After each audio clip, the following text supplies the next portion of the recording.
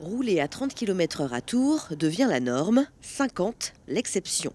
La réglementation est inversée, une nouvelle habitude que vont devoir prendre les automobilistes qui réjouit les piétons et les cyclistes.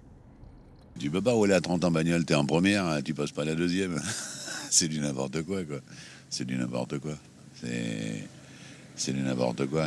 Et ça, on peut pas faire grand-chose à ça.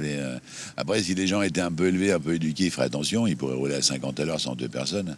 C'est plutôt une bonne chose pour les piétons, les cyclistes. Moi, je fais pas mal de vélo aussi, donc du coup, je trouve que c'est plutôt rassurant voilà, que la vitesse soit limitée pour les voitures.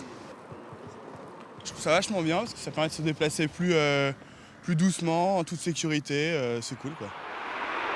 Si toute la ville passe à 30 km/h, il existe des exceptions. Sur cette carte, les grands axes en rouge restent à 50 km/h, comme les quais de Loire, le boulevard de Verdun ou l'avenue du Lac.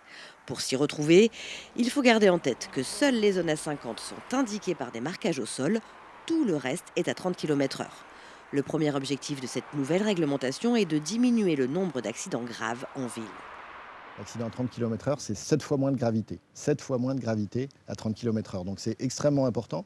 Ça sauve des vies de passer à 30 km/h. Le deuxième objectif, bien sûr, c'est un objectif d'amélioration du cadre de vie. C'est moins de bruit, c'est moins de nuisances, c'est meilleur pour l'environnement, c'est moins de pollution, bien sûr, de l'air. Et donc, globalement, c'est une amélioration du cadre de vie des Tourangelles et des Tourangeaux.